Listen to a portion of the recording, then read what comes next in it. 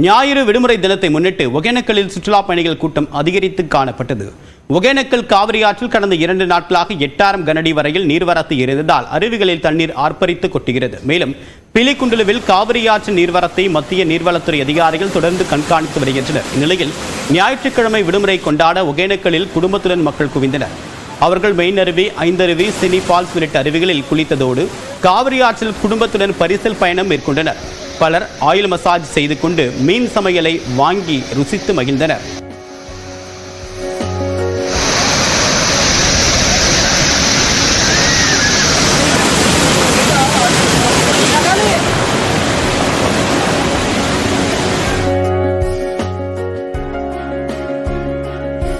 தேனி மாவட்டத்தில் மேற்கு தொடர்ச்சி மலைப்பகுதிகளில் பெய்த கனமழையால் சுருளி அருவியில் இன்று 3வது நாளாக தண்ணீர் ஆர்ப்பரித்து கொட்டுகிறது. இதனால் அருவியில் சுற்றுலா பயணிகள் குளிக்க தடை விதிக்கப்பட்ட தடை நீடிக்கிறது.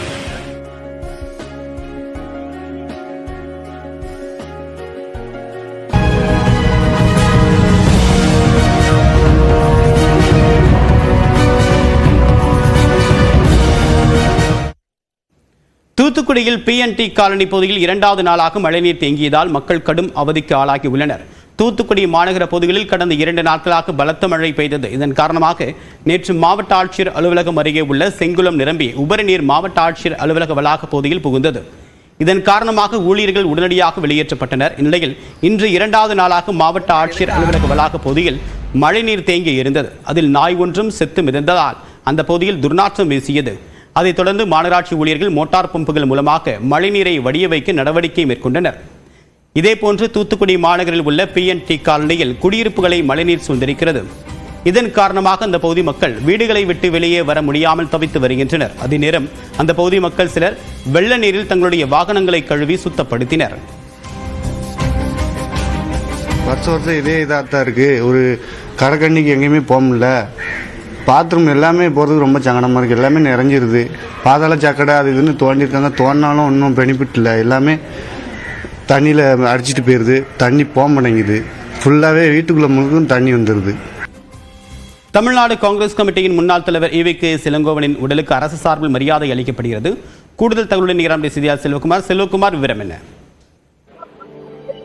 மிகப்பெரிய பேச்சாளர், ஒரு காங்கிரஸ் தேசிய இயக்கத்தினுடைய முன்னோடியாக இருந்தவர், திமுகவினுடைய நிறுவனர்களில் ஒருவராக திகழ்ந்தவர் EVK சம்பத். செல்வகுமார், நாம் தொடர்ந்து பேசலாம். தொடர்பான நேரலை காட்சிகளை தற்போது பார்க்கலாம்.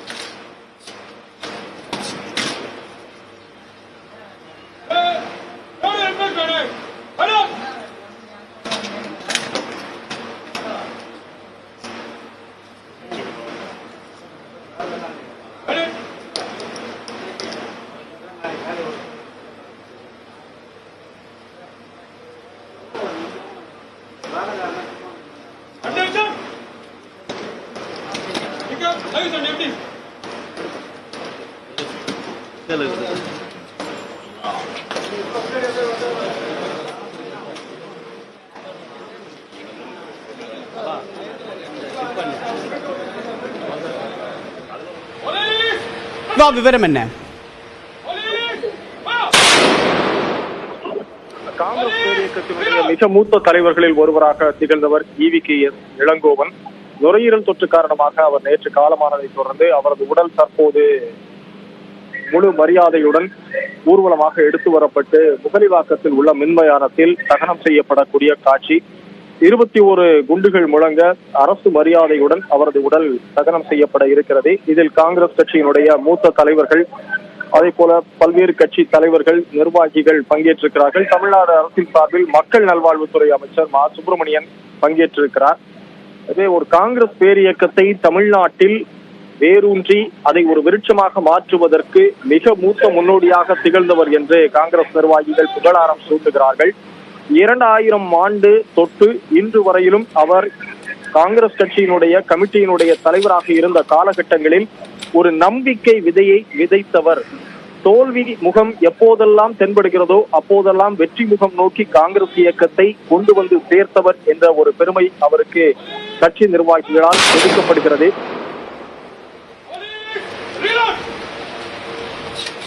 தகவலுக்கு நன்றி செல்வா. தாமிரபரணி ஆற்றில் வெள்ளப்பெருக்கு குறைந்ததை தொடர்ந்து திருச்செந்தூர், நெல்லை சாலை உள்ளிட்ட முக்கிய சாலைகளில் மீண்டும் போக்குவரத்து தொடங்கியது. வங்கக்கடலில் உருவான காற்றழுத்த தாழ்வு பகுதி காரணமாக தென் மாவட்டங்களில் கடந்த சில நாட்களாக கனமழை கொட்டி தீர்த்தது. நெல்லை மாவட்டத்தில் தாமிரபரணி ஆற்றில் ஏற்பட்ட வெள்ளப்பெருக்கால் தாழ்வான பகுதிகளில் வெள்ளம் புகுந்து குடியிருப்புகளை சூழ்ந்தது. வாழை திரைப்படத்தின் படப்பிடிப்பு நடைபெற்ற ஸ்ரீ வைகுண்டம் அருகே உள்ள புளியங்குளத்தில் பல்லாயிரக்கணக்கான ஏக்கர் பரப்பளவிலான வாழை மரங்கள் நீரில் மூழ்கின. புளியங்குளம் பகுதியில் வெள்ளப்பெருக்கு ஏற்பட்டதால் நெல்லை ஸ்ரீ வைகுண்டம் இடையே போக்குவரத்து துண்டிக்கப்பட்டது.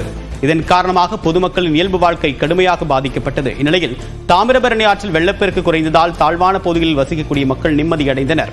தாமிரபரணி ஆற்றில் வினாடிக்கு 80,000 கனஅடிக்கு மேல் தண்ணீர் ஆர்ப்பரித்து சென்ற நிலையில் தற்போது 20,000 கனஅடி நீர் மட்டுமே செல்கிறது. இதனால் தாமிரபரணி ஆற்றின் கரையோர பகுதியில் மற்றும் வயல்வெளிகளில் தேங்கியிருந்த தண்ணீர் வேகமாக வடிய தொடங்கியுள்ளது.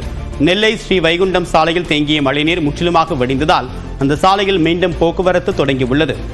பாபநாசம் வனசரகத்திற்குட்பட்ட பகுதியில் உள்ள சாலைகளில் வெள்ளம் வடிந்ததால் சொரிமுத்து ஐயனார் கோவிலுக்கு செல்ல பக்தர்களுக்கு அனுமதி வழங்கப்பட்டுள்ளது.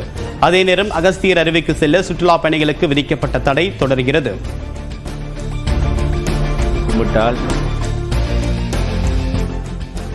இந்நிலையில் தூத்துக்குடி மாவட்டத்தில் வெள்ள பாதிப்புகளை திமுக MP கனிமொழி நேரில் ஆய்வு மேற்கொண்டார். வெள்ளத்தால் பாதிக்கப்பட்ட புதுக்கோட்டை, சூசை பாண்டியாபுரம், மங்களகிரி, விளக்கு உள்ளிட்ட பகுதிகளில் நேரில் ஆய்வு செய்தவர் அந்த பகுதியில் எடுக்கப்பட்ட நடவடிக்கைகள் குறித்து மாவட்ட ஆட்சியர் இளம் பகவத்திடம் கேட்டறிந்தார். 3வது மைல் பகுதியில் உள்ள இந்திய உணவு கழக குடோனை மழைநீர் சூழ்ந்த நிலையில் கனிமொழி வெள்ளத்தில் நடந்து சென்று ஆய்வு செய்தார். அப்போது நியூஸ் 18 தொலைக்காட்சிக்கு பேட்டியளித்த அவரிடம் பெஞ்சல் புயலை எதிர்கொள்ள உரிய முன்னெச்சரிக்கை நடவடிக்கை எடுக்கவில்லை என்று அதிமுக பொதுக்குழுவில் தீர்மானம் நிறைவேற்றப்பட்டது குறித்து கேள்வி எழுப்பப்பட்டது.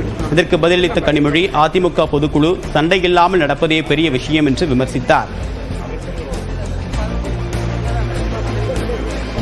அதிமுக பொதுக்குழுவில் பெஞ்சல் புயலில் தமிழக அரசு மக்களின் அடிப்படை தேவைகளை பூர்த்தி செய்யலை அப்படின்னு சொல்லி ஒரு தீர்மானம் நிறைவேற்றிருக்காரு. சரி, பாவங்க, சண்டை இல்லாமல் அவங்களுக்கு நடக்கிறதே பெரிய விஷயம்.